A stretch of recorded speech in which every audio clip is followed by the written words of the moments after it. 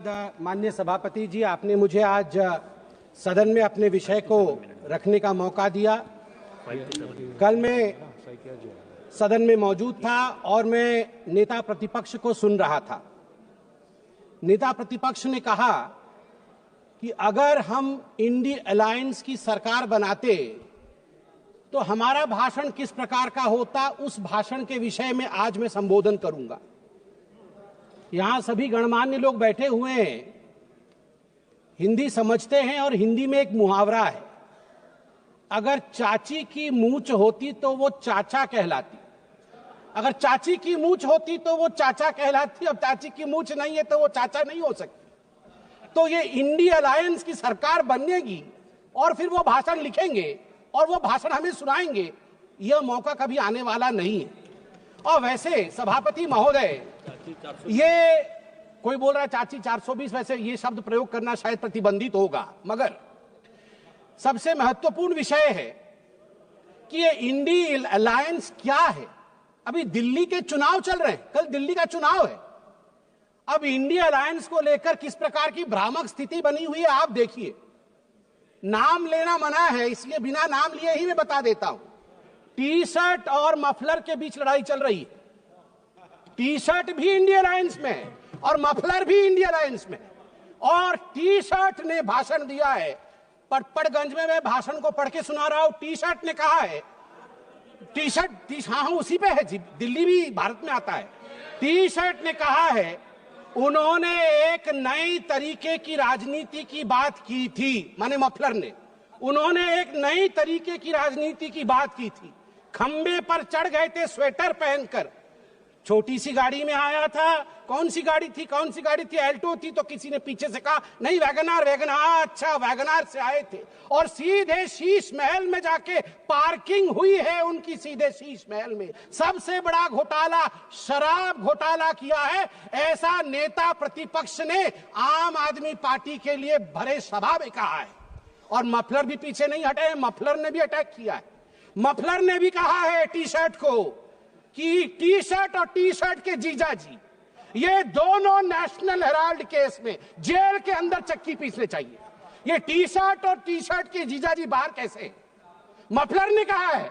अब आप बताइए, अगर इंडिया अलायंस के अंदर ये आप इनके रिश्ते को चाइनीज नूडल्स, ये नूडल्स भी इतना कॉम्प्लिकेटेड नहीं है जितना इनके इंडिया अलायंस का रिश्ता कॉम्प्लिकेटेड है। ऐसे में ये सपना देख रहे हैं कि कभी इनकी सरकार बनेगी तो वो भाषण करेंगे। आज चीन के विषय में तो 34 बार चीन का नाम लिया गया। चीन में मैन्युफैक्चरिंग, चीन में प्रोडक्शन, सब कुछ बताया गया। आज मैं हकीकत रखना चाहता हूं। सभापति महोदय, अटल बिहारी वाजपेयी जी की सरकार, मैं कागजात लेके आया हूं मैन्युफैक्चरिंग का। चीन की मैन्युफैक्चरिंग की बढ़ाई कर रहे थे आदरणीय राहुल जी। 2004 में अटल बिहारी वाजपेयी जी के कार्यकाल में India China bilateral trade had set a new record with a total trade touching 13.6 billion US dollar, and India was enjoying a comfortable trade surplus of 1.75 billion US dollars. India का ट्रेड सरप्लस था। हम export ज्यादा कर रहे थे, import कम कर रहे थे, 1.7 बिलियन डॉलर अधिक कमा रहे थे। मगर 2004 से 2014 तक 10 वर्षों में इनकी पार्टी ने ध्वस्त कर दिया उसे। 25 गुना जो डेफिसिट होता है, ट्रेड डेफिसिट, वो बढ़ा के रख दिया इंडिया और चाइना के बीच में। मैं आज सवाल पूछना चाहता हूं, यही करार हुआ था क्या? ये जो दोनों गए थे चीन में, MOU साइन हुआ था शी जिनपिंग के साथ, राहुल गांधी जी ने किया था क्या? यही करार किया था? आप बताइए। अब अनएम्प्लॉयमेंट के विषय में बातचीत हुई थी। अनएम्प्लॉयमेंट का रिकॉर्ड यहां मैं स्ट्रेट रखना चाहता हूं। RBI, KLEMS, capital, labour, energy, material और सर्विसेज, इसके माध्यम से देश का एम्प्लॉयमेंट निर्धारित होता है। मैं आपको यहां आंकड़े दे दूं, जहां 2004 से 14 के बीच जब यूपीए की सरकार थी तो मात्र 2.9 करोड़ नौकरी दी गई थी। वही मोदी जी के 10 वर्ष के कालखंड में 2014 से 24 के बीच 17 करोड़ की नौकरी दी गई है। 2.9 करोड़ वर्सेस 17 करोड़। यूपीए की कार्यकाल में एम्प्लॉयमेंट का ग्रोथ रेट मात्र 6% था और वही मोदी जी के कार्यकाल में 10 वर्षों से एम्प्लॉयमेंट का रेट 6% से बढ़ के 36%, 36% हुआ है। और कल राहुल गांधी बोल रहे थे कि यूपीए भी फेल हुई, एनडीए भी फेल हुई। अरे राहुल जी, यूपीए तो फेल हुई, आप फेल हुए मतलब यूपीए, वो आप जो है वो 8 तारीख को फेल होगी। आप तो फेल हुए ही हुए हैं, मगर हम डिस्टिंक्शन के साथ पास हुए हैं, डिस्टिंक्शन के साथ। युवाओं के बारे में राहुल जी बोल रहे थे। इंडिया स्किल रिपोर्ट पढ़िए साहब, India skill report. Youth employment of graduates singularly and drastically increase from 33.95% in 2013 to 54.81% in 2024। ये जंप है, ये छलांग है मोदी जी के अंतर्गत।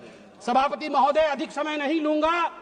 मैं आपको 2 और छोटे छोटे विषय हैं, गंभीर विषय है, वो रखना चाहता हूं। एक विषय है चीन को लेकर। चीन को लेकर कहा गया कि आर्मी और प्रधानमंत्री के बीच कहीं ना कहीं संबंध खराब है। चीन को लेकर कहा गया कि हमारी जमीन हड़प ली चीन ने। 38,000 वर्ग किलोमीटर, 38,000 स्क्वायर किलोमीटर भारतवर्ष का जमीन चचा नेहरू ने चीन को दिया था।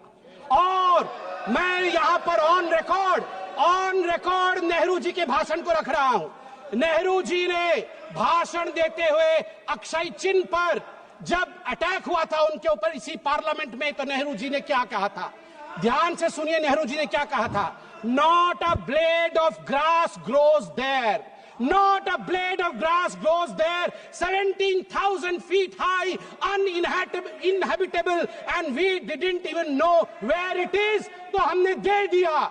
तो आप जानते हैं सभापति महोदय, महावीर त्यागी जो खुद कांग्रेस के ही मंत्री थे, नेहरू जी के कैबिनेट के, वो खड़े हुए और महावीर त्यागी जी के बाल नहीं थे, उन्होंने अपना सर दिखाया और कहा, Nehru ji, this head, bald head, does not grow any hair. Should I give the head to someone else? Should I give the head to someone else? तो नेहरू जी भी शर्मिंदा हो गए थे, आर्मी, अंत कर रहा हूं साहब, आर्मी, ये गंभीर विषय है, मुझे और 2 मिनट दीजिए। आर्मी को लेकर राहुल जी ने कहा कि मोदी जी और आर्मी के बीच खाई है। मैं 2012 के एक आर्टिकल की ओर जो इंडियन एक्सप्रेस में छपा था, आपका ध्यान आकृष्ट करना चाहता हूं। हर किसी को वो आर्टिकल पढ़ना चाहिए।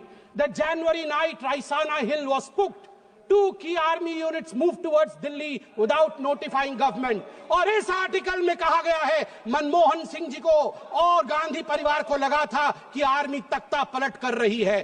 अंत में द्रौपदी मुर्मू जी, जो महामहिम राष्ट्रपति है, वो मेरे राज्य से आती है, वे उड़ीसा से आती है। इसलिए जब उनको आ जाएगा, उड़िया अस्मिता कभी चुप नहीं रहेगा। मैं बोलूंगा, ऐ जगदम्ब मदम्ब कदम्ब हवन प्रियवासिनी हासरते, शिखरि शिरोमणि तुंग हिमालय शृंग निजालय मध्य गते, मधु मधुरे मधु कैट भभंजिनी रासरते, जय जय हे महिषासुर मर्दिनी रम्य कपर्दिनी शैलसुते। भारत की नारी दुर्गा है। और यहां शिव जी की बात राहुल जी करते हैं, आदि देव शिव है, आद्य शक्ति मां दुर्गा है। याद रखिए, हमारी राष्ट्रपति आदिवासी है, आदि काल से जिसके ऊपर जल, जमीन और इस पूरे जंगल का आशीर्वाद हो, उनको बेचारा कहना उचित नहीं है। और याद रखिए, जगन्नाथ जी की भूमि से आती है। द्रौपदी मुर्मू जी जगन्नाथ जी की भक्त है और जगन्नाथ महाप्रभु जिसके पीछे खड़े हैं वो भक्त कभी पता है। जहां पछारे जगन्नाथ छिड़ा है चंती से राष्ट्रपति केबे भी बेचरा है पारिबो नहीं। आज मु कहबाकू चाहे 4.5 कोटी ओडियां पक्षरे 4.5 कोटी ओडियां मौड़मणि होचंती महाप्रभु जगन्नाथ। महाप्रभु जगन्नाथ भक्त होचंती द्रौपदी मुर्मू। द्रौपदी मुर्मू को बेचरा कहचंती सिरचंती द्रौपदी मुर्मू को विषय रे विरुद्ध रे प्रिविलेज मोसरासु क्षमा याचना करंतु। आज 4.5 कोटी ओडिया द्रौपदी मुर्मू पछरे पूरा ठिया ही चंती महाप्रभु जगन्नाथ आशीर्वाद। जय जगन्नाथ।